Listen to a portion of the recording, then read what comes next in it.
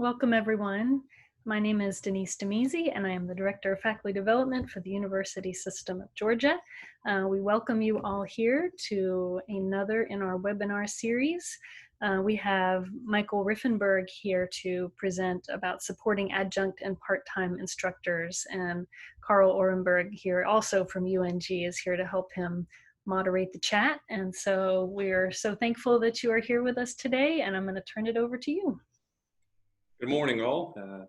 Thank you very much for being here, sharing this time this morning with us.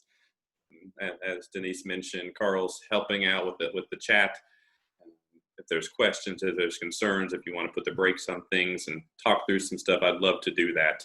I certainly have slides prepared, but I would much rather have a conversation with you all. You can look at these slides in your own time, but we only have an hour to share together. So feel free to drop those questions in there. Carl can flag me, we'll stop, we'll talk. You can see my name, I'm at the University of North Georgia. My academic disciplinary home is in the English department. So a lot of the data, a lot of the resources that I'm drawing on comes from English departments. I'm our interim assistant director with the Center for Teaching, Learning, and Leadership. You can see my email address there. You can see my Twitter handle there for you to send me some love or throw me some shade, whatever works for you this morning as we move through this material. And I want to start really with setting our intentions. And during this crazy season, I've been spending time in my garage doing some YouTube yoga exercise videos, some other exercise videos, and they always talk about, setting your intentions when you step on that yoga mat. Setting your intentions when you start this 30-minute exercise video. I see this in Protestant churches like a call to worship where we begin our time together, centering our time together. There's so much going on right outside of our office doors, right outside of our homes, right outside of this immediate space that we're in. But I want us to be able to focus our time together and set our intentions. This is our time, and this is our space. We all bring a lot into this time in this moment. I just love to take a breath, make sure we have our coffee, make sure we have our drink, getting ourselves comfortable in our chairs, wherever we are, and just being able to pour into this moment. We don't get these moments very often. I spent time grinding coffee beans and making a fancy cup of coffee this morning, which I rarely do. And last night, my young son wanted to sleep in the tent, so I slept in a tent in the backyard, and so I'm tired, my back hurts because I don't need to be sleeping on the ground. But all that right now, that stuff I can worry about later. Right now, I'm here and looking forward to being here with you all. And checking in with yourself, how you feel. As I mentioned, my back hurts, I'm tired. But I got a wonderful cup of coffee, and I got a wonderful community here. So if you want, dropping a word in the chat box that captures how you feel right now and paying attention and being intentional of how you feel, acknowledging that, and then ready to move into our time together.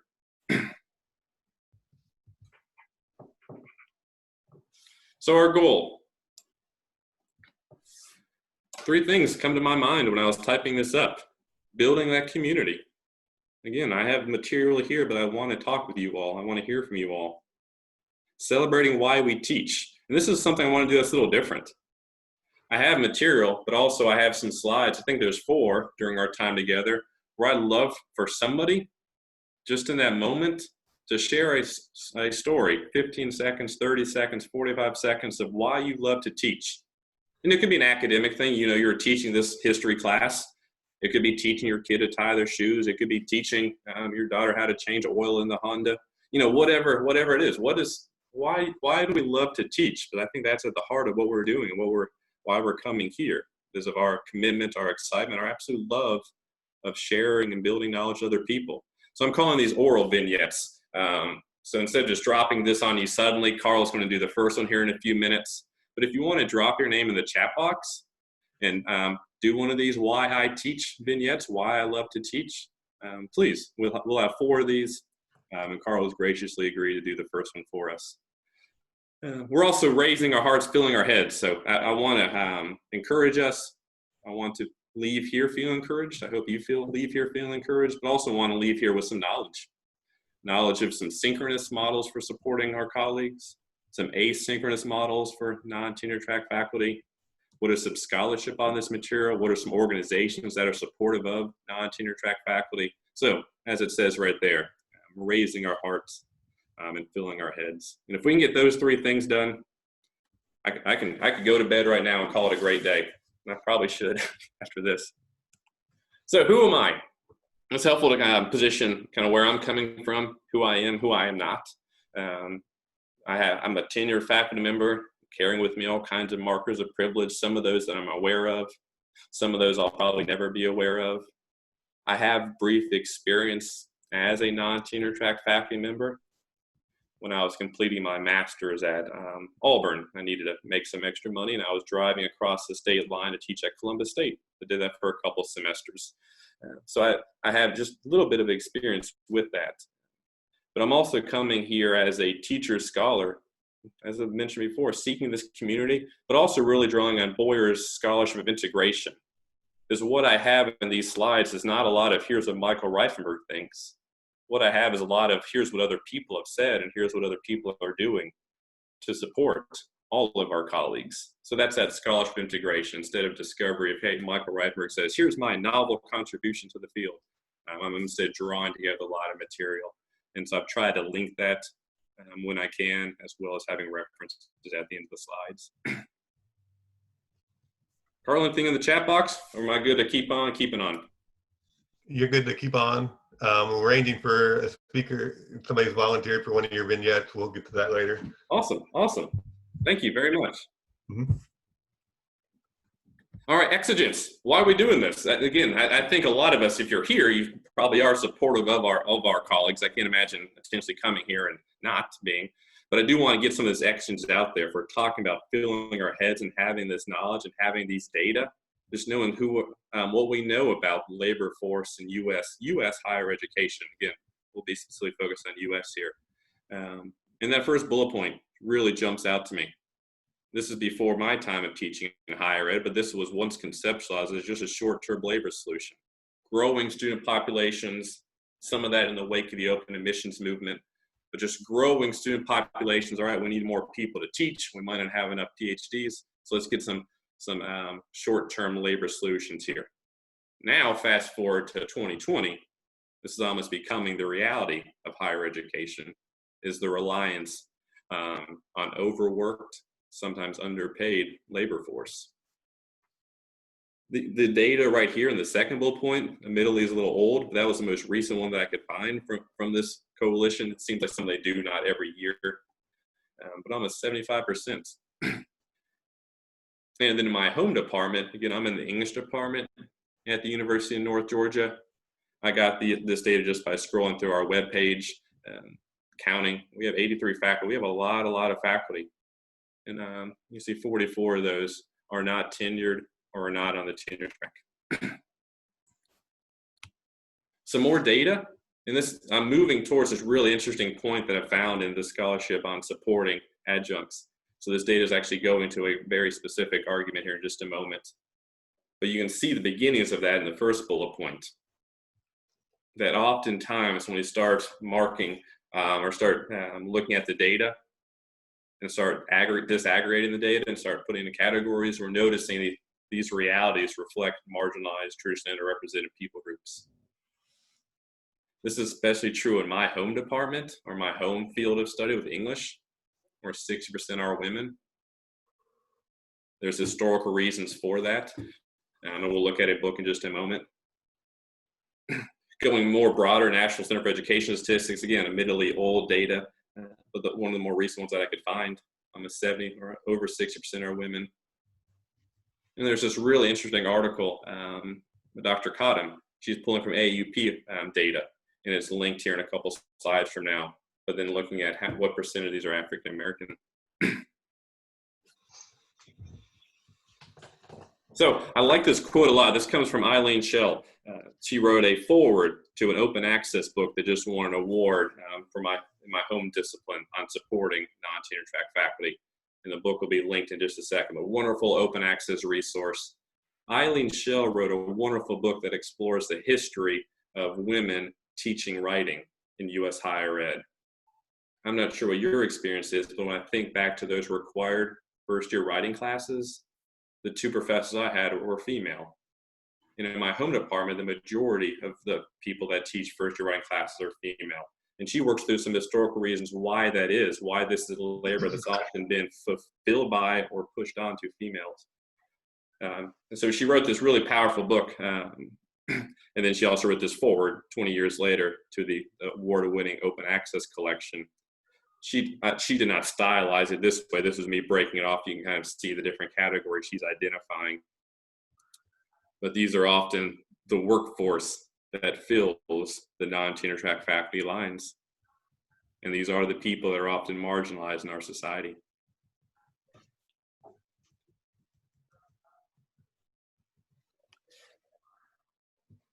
And this is where I wanted to go here with the Exigence, is that last bullet point. Again, pulling from a Shell quote. But when we're supporting our non-tenure track faculty, when we're supporting our colleagues, we're often supporting traditionally marginalized peoples.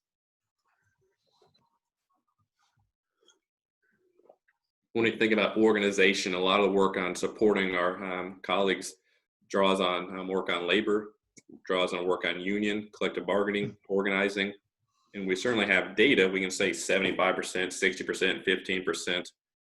When we start looking at the actual, what she calls material bodies of contingent workers, that can make our organizing work richer and more accountable to historic patterns of discrimination.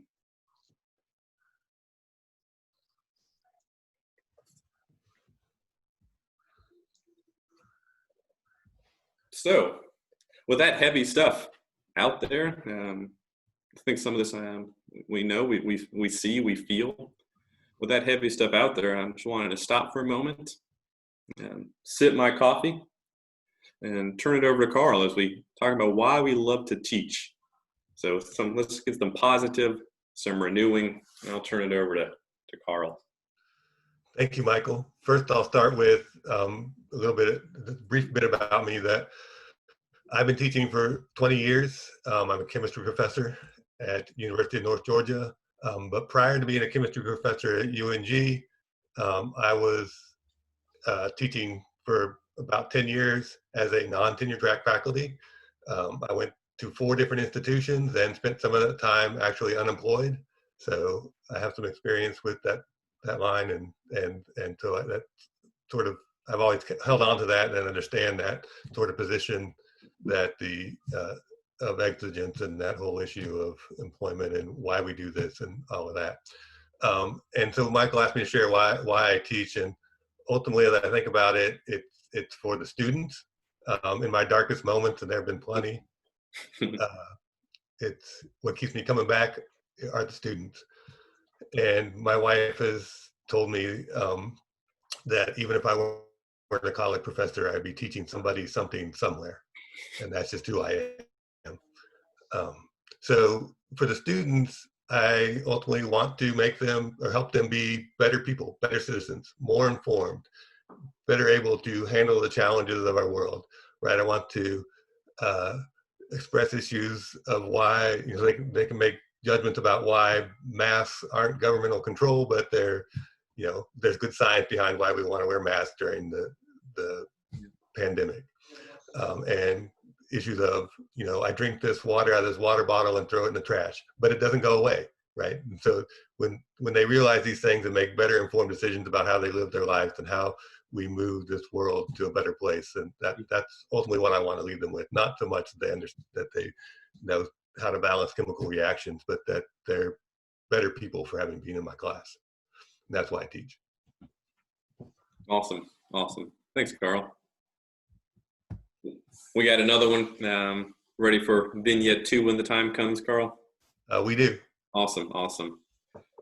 So what I'm shifting into, what are these resources? We've talked about, setting our intentions. What's the goal today? What is the essence of this work? Now I want to highlight some of the resources I've found.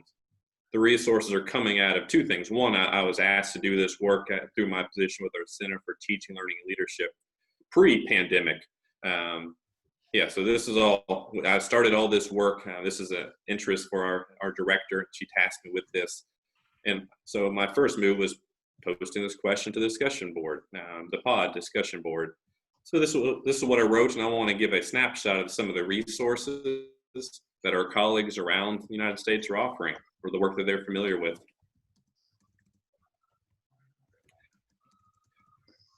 And again, I'm with the red, I'm trying to highlight themes that I see and what knowledge that we have and how we can build on that. And this professor is emphasizing accessible and on their time. Scholarship on supporting our non-tenure track faculty show that when they teach is often very different than when tenured faculty teach. Literally the when and the where. Often something very early in the morning, late at night, multiple campuses. And so finding time that's accessible for them and on their time. This professor even offers weekends sessions.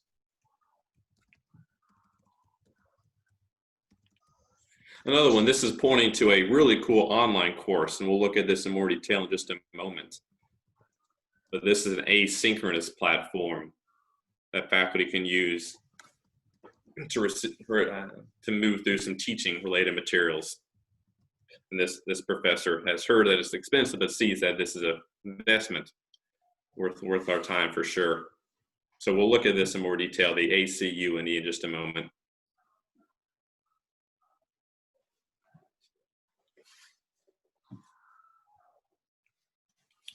I want to spend some time here with what Boise State's doing. And again, pulling from the scholarship integration, this is not Michael Rifenburg thinks, but I'm trying to gather a bunch of resources. And I had a wonderful time learning from Teresa and browsing their website what Boise State's doing. They put a lot of energy and a lot of resources into having a robust adjunct faculty learning community within their Center for Teaching and Learning Leadership, or what do they call it? Center for Teaching and Learning. So they certainly have programming that's targeting tenured and tenured track faculty, but they have programming that's targeting specifically adjunct faculty.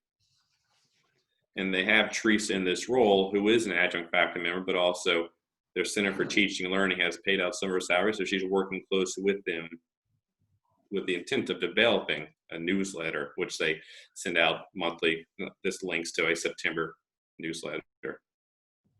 Starting a faculty learning community. They're a part of the Treasure Valley. It's like the geographical term for where Boise State's located and some other schools. And so they gather together for an adjunct conference. So specifically targeting that population. And that's one model we can look at. One model is faculty development for all. One model is faculty development more targeted to certain faculty populations. And just as a fun side note, they just have a really beautiful website. I love when I get to spend time on a nice looking website. These slides are horrible because I don't have the design skills, but I love to look at nicely designed material. So let's pause again. Those are three things our colleagues are doing in the United States to support our non-tenure track faculty. Let's pause again here before we look at some additional resources and celebrate again why we teach, why we love to teach, why we like to be a part of a community like this. Who do you have, Carl? Dwayne has volunteered to share a little bit. He posted a few things in the chat box. Dwayne, are you there?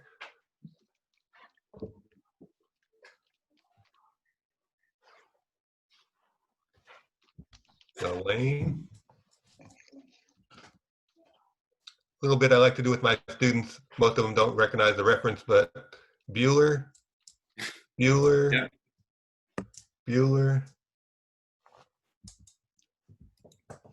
Not hearing from Dwayne. Is there someone else out there who would like to share verbally, why they teach and what they enjoy about it? Hey, this is Dwayne. I didn't hear it coming in at first. Hello, Dwayne. Please share. Yes, I teach just for the love of it. As an adjunct faculty, I teach at 3 different institutions. As I always tell all my students, I do it for free, just because I love being around students. Because we get to see the change that we get to make in their lives. And they'll come back to you 5, 10 years later and talk to you, and you won't have a clue who they are, but they remembered you forever. And that's a rewarding thing for me, and I enjoy doing that. What do you teach, Dwayne? Sociology and psychology. All right. So what's a specific class you taught most recently? I teach introduction to sociology and introduction to psychology, Okay. all the institutions. Okay. So these are often, it sounds like a class a student would take in a first year, maybe a second year, is that right? Correct. So I have taught, excuse me, go ahead. well, I was just saying, you have that great opportunity of showing students, here's how cool and amazing and exciting this stuff is, right? You get them right when they start at the university. And that's odd because I just got an email this week from a student asking me to write her a letter of recommendation to get in the social work program. And I told her to send me something about you because I really don't remember you, but you remember me, so I'll write you the letter. Yeah. That's awesome. That's awesome.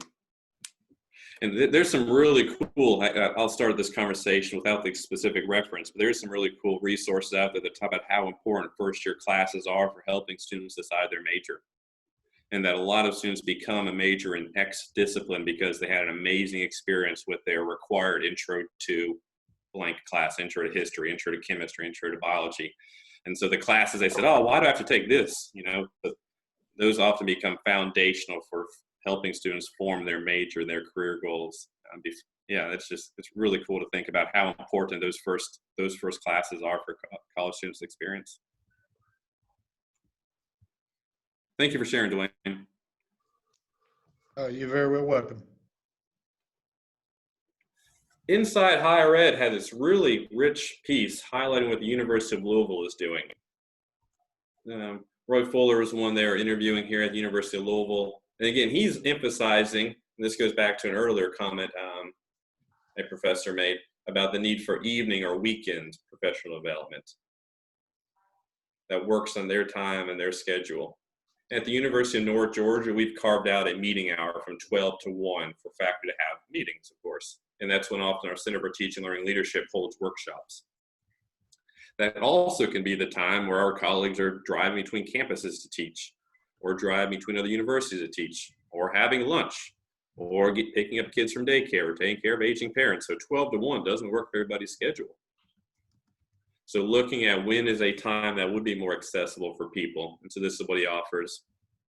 They have the funding to give $200 for people to take this, a certificate that comes along with this. So this is two things that we as outcomes, a credentialing as well as financial.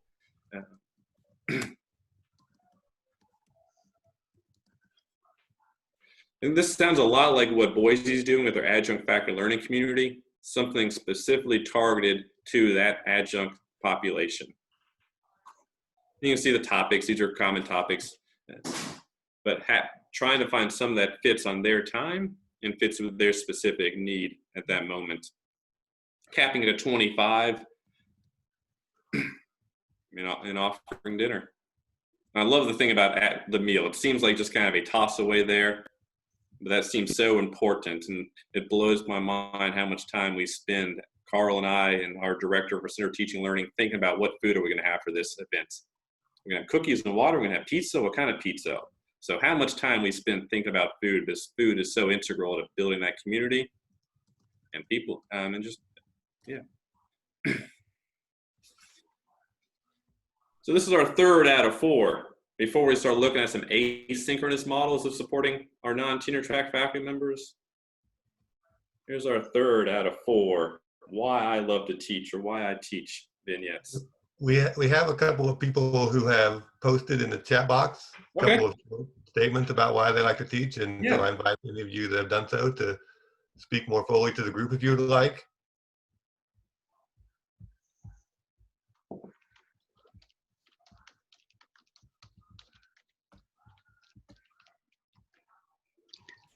I can share. I'm Sabine Smith from Kennesaw State University, and I've been teaching there for over 20 years. And I work with part-time instructors, adjunct faculty, and have done so for a number of years. So my colleagues are one of the reasons why I get up in the morning, because I enjoy talking with them as they pop their heads in on their way to classes, on their way to another campus, and that's joyful. I feel very privileged to be a full-time professor and tenure track professor. But I think the reason that I put in the chat box is, as a recovering perfectionist, I think it's the perfect job for me, because I hate routine. I love tweaking classes, lessons. Every semester is a new ball game, because never does anything work the same with a different student group. So it's always new. Obviously, especially in foreign languages where I teach German studies, there is the additional challenge that you have to make it relevant to the students, and you connect history and culture to people who have never really been interested in going to Germany or seeing the merits or benefits of exploring a foreign language and culture. And that is an ever new opportunity to learn, which I enjoy as a lifelong learner. Gives me justification to, hey, I haven't looked into this before. Now I can, because I can use it in my classes. I find, especially this day and age with the new generation, music is so important. And I'm not a musical person, but it gives me tons of opportunity to reach them in new and different ways that I never did before to that extent. So all of those to say, it's the greatest job in the world. It's the only one that I have ever really enjoyed, and I stuck with it, and I'm really glad that I did. Thank you for letting me share. No, that's awesome. And I love what you're saying. I really appreciate that. I also just got a chuckle out of the recovering perfectionist. That's certainly something I relate to. Maybe we can pitch that to Denise for an upcoming webinar of supporting recovering perfectionists. That's certainly identify. I bet most of us can. Thank you so much, Sabine. I really appreciate it. So several models of asynchronous support of faculty. This is specifically targeted adjunct faculty, but not all of the asynchronous models are specifically for adjunct faculty. They're for faculty development broadly. NISOD, and of course, as soon as I started talking out loud, I forgot exactly what this acronym is, so I apologize. But just imagine that I told you what the acronym is, and you said, oh yeah, that makes sense. So here's NISOD, and you can click on this link to go to their page, and this is just a screenshot of what they're offering. But this is one model, or asynchronous model. Again, do it on your own time. It's all online. It's really, really cool resource that I've heard faculty talk a lot about. Can anybody want to chime in and help me as I'm floundering here what NISOD stands for? Denise got to know. I'll just flounder then. I was just looking it up. It's the National Institute for, sorry, I lost it again. Staff and organizational development? Yes, yes. Yeah, Exactly. yes, there it is. Another one, MAGNA's wonderful, wonderful resources. You can see the title here, and this is nice because they actually have the price point. As you know, sometimes when you poke around on these external faculty development websites like MAGNA, the price points are so buried in here. But this one's, you got the price point right here. But MAGNA does a wonderful job, and I highly recommend their work. We have some of their resources at UNG through our Center for Teaching, Learning, and Leadership for our faculty to use.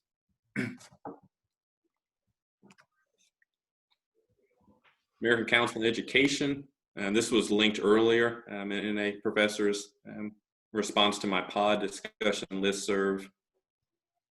This is, again, another really, really nice one. And this is geared just to faculty broadly, not specifically targeting adjunct faculty. But this is another model. So as we're looking to gather models and thinking about our faculty, thinking about how to support our faculty, over and over again, I hear other people talking about preparing material and getting that to people on their own time. Essentially meeting them where they are, just like we do with our students. When are they available for faculty development? What are their specific needs? Instead of Michael saying, I think you need this, and here's when I think you need this. So what are their specific needs? And then deciding if you want to do this work internally by developing your own modules, if you want to have a learning community like Boise State where they're gathering, or if you're wanting to partner with an external organization, if you have the financial funding to do that kind of work to help adjunct faculty. So a lot of different ways to support our colleagues.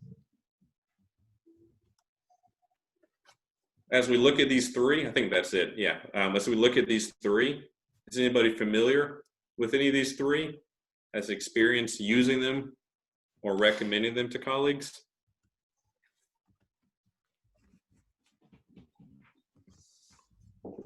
Or additional ones that we can add to the list here?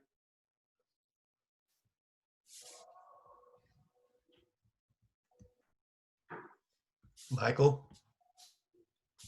Yes.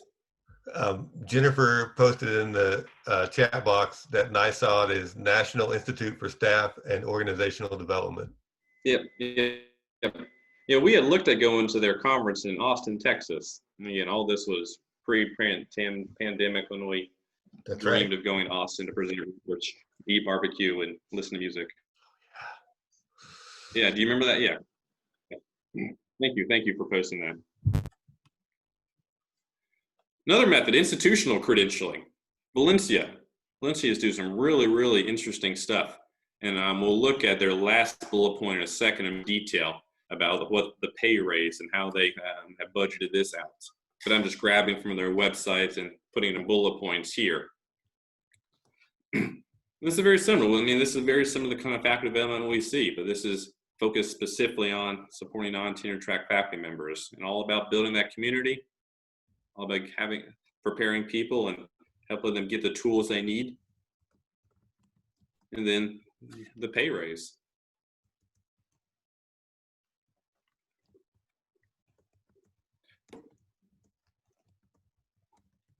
The Polis Center of Higher Education at USC, they do some really amazing work on supporting our non-tenure track faculty.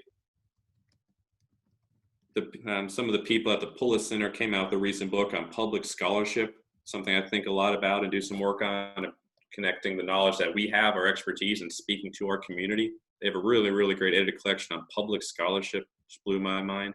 They do a lot of partnership with the American Association of Colleges and Universities. So the Polis Center does really amazing stuff.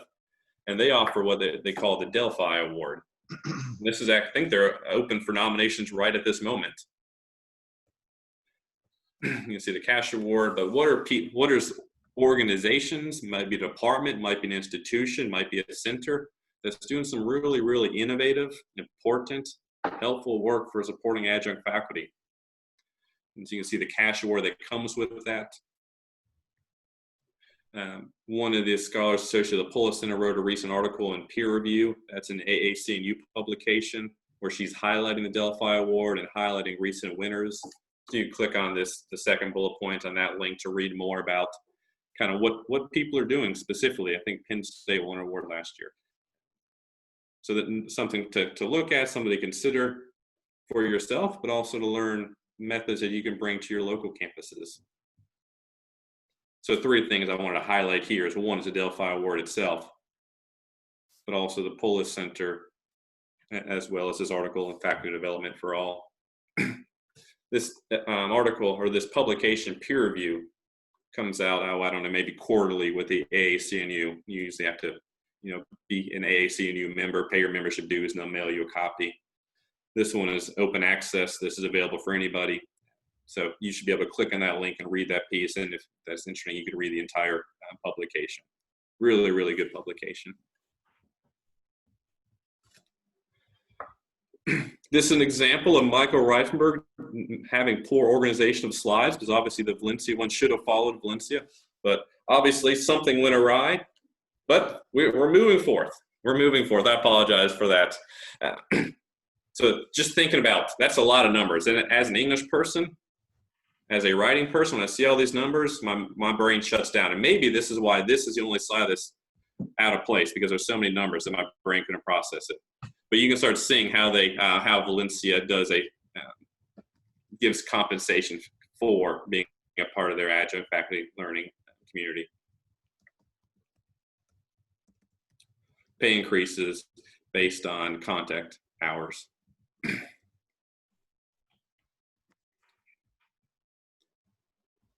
When I send these slides to Denise, I'll move this one forward once. I apologize, that's out of place.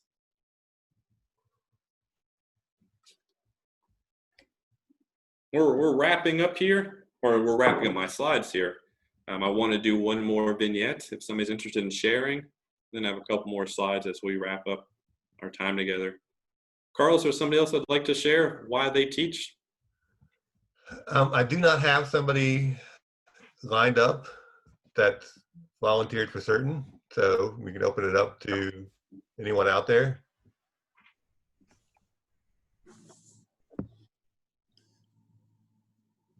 I can go ahead and share. This is Jennifer Porter.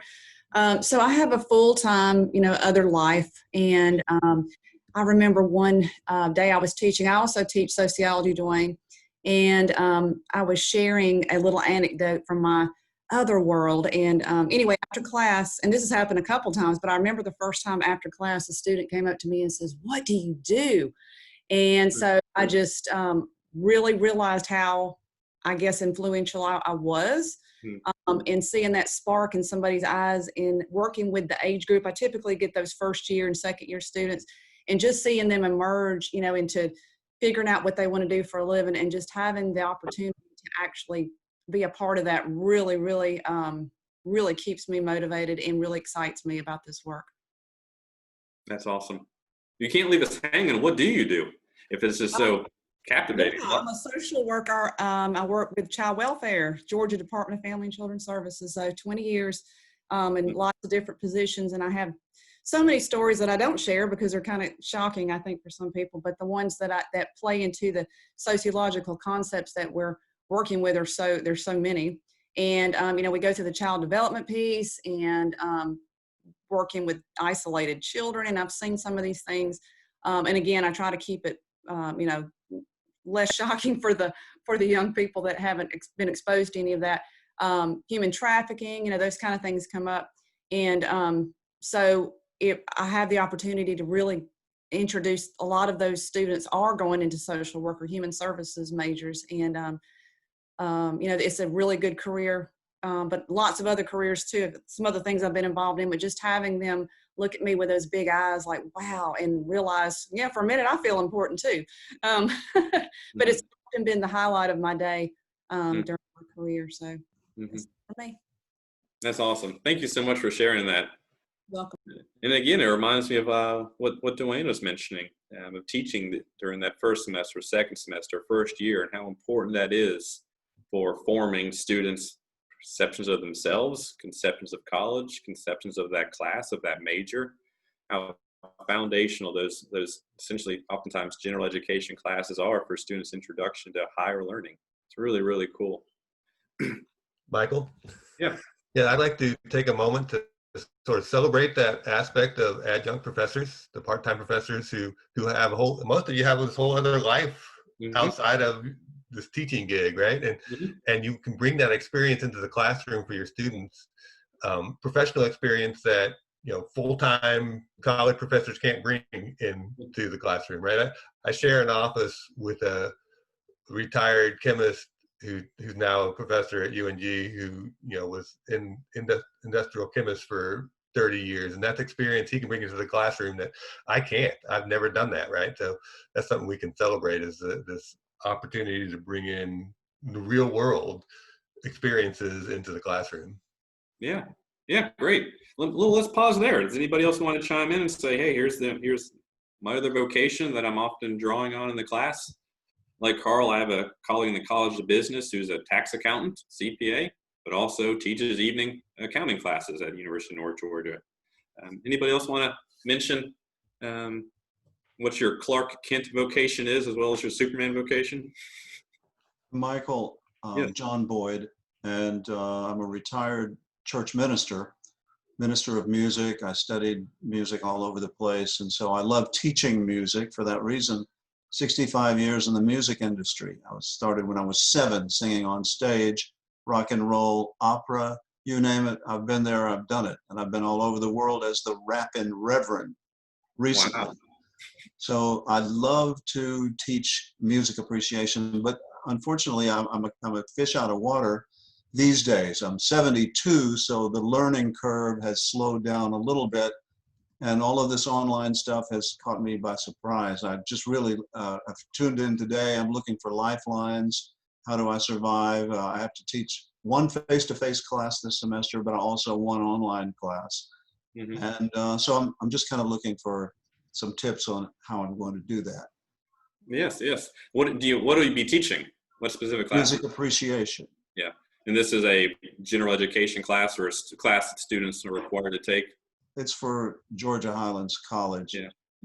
And so this is my 4th semester of teaching music appreciation, and I love it. I love the online face-to-face. I like to see young people's eyes light up when they hear things that they never heard in person before. And I've experienced a lot of the musical change in our church industry, church music industry. I've been there through it all, from the guitar to the rock music or whatever, you know. Yeah. So I get to show them and share with them a piece of history because I'm so ancient.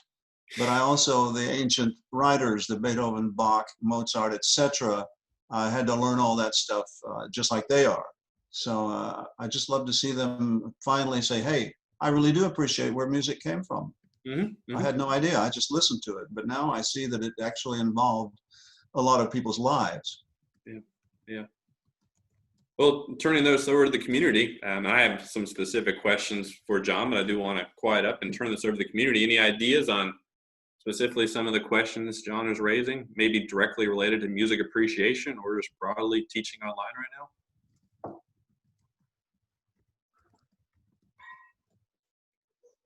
Well, it's not a fair question for me to ask, but if everybody that teaches other disciplines would just imagine, what if after the name of your discipline, they attached appreciation, like physics appreciation or sociology appreciation?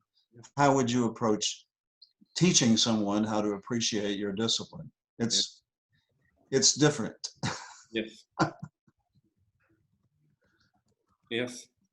And that's a slippery verb. When we think about writing outcomes, accessible, measurable outcomes, students will be able to.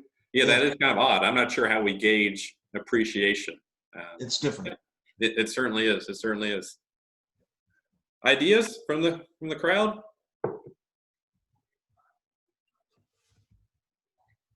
Well, nobody appreciates chemistry.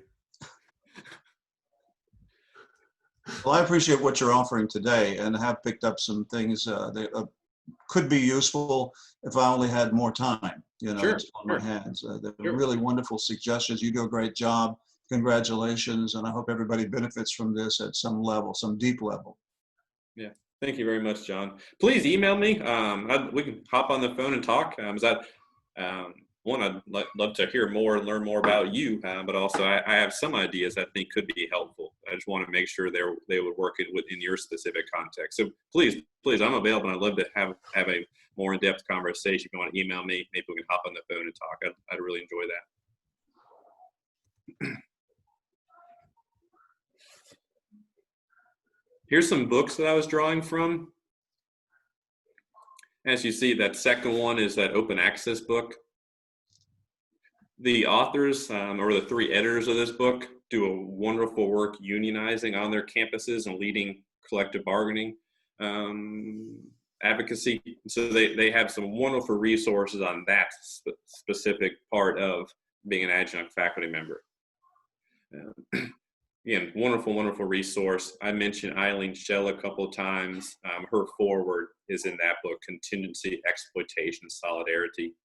They won an award through an organization I'm a part of last summer, and I was honored to be able to give them that award. It's a really wonderful collection. The third bullet point there is the book by Eileen Schell that I remember reading as a graduate student. And as you see with this subtitle, it's specifically targeted towards people who teach these first-year writing classes. They're often, we sometimes call freeway flyers, driving between campuses. They're often female as well. The conception of teaching writing carries with it feminine connotations of care, of nurturing, of one-on-one consultations, of helping students find their I voice. And so because of all this, teaching first-year composition is often wrapped up in this feminine mystique. So she calls it Gypsy Academics and Mother Teachers, and she's very critical of that. There's a really powerful book as well, that intersection of race and class for women in academia. So here's our 3 book-length resources I've been drawing from during our time together. And a couple of these sources that I cited. I mentioned this Cotton piece, The New Old Labor Crisis. And this is where she's drawing connection between race and adjunct faculty.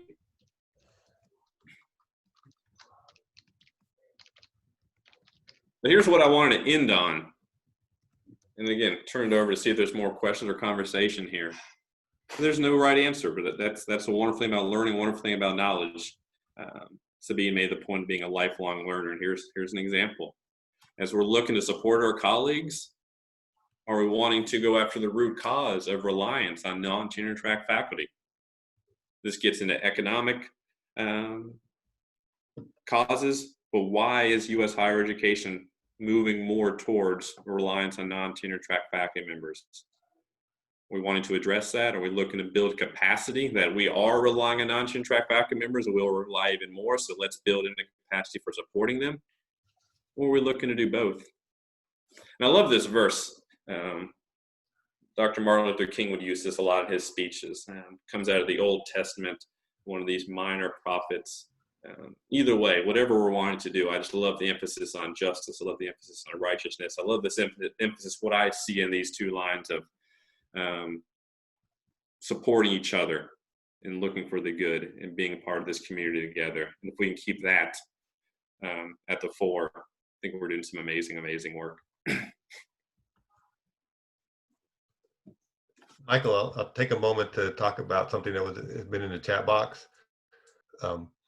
Beth had asked about how to start a adjunct faculty learning community, and to sort of address that general option is first I would start a conversation with your Center for Teaching and Learning wherever you are. See what they have available. Address the issue with them. I know that our Center for Teaching and Learning offers, specifically for learning communities, offers a stipend so you can buy books and so forth, and we support those sorts of things so that if someone comes and asks us, we have a little bit of money to help that out and help you get that set up. So that would be my first resource, to be go to your Center for Teaching and Learning. Yes. And trying to gauge what the non-tenure track faculty want in terms of what resources are helpful for them, what time is helpful for them of meeting, what method of meeting is helpful for them, asynchronous, face-to-face, whatever the case. They're trying to get a better sense of what's needed for that community. Yeah. Other things in the chat box? No, we have a relatively quiet group. I think we've addressed most of the things that have come up. If I've missed something, somebody feel free to speak up. All right. Oh, Denise, will the slides, I'm assuming, be posted after the event? Yes, so Michael is going to send me his slides, and I will make those into a PDF and put them on our website. The same place where you registered, the link, the registration link goes away, and then I add a link to the webinar recording and any materials that Michael sends me. And then I just put the link to that back in the chat. Great.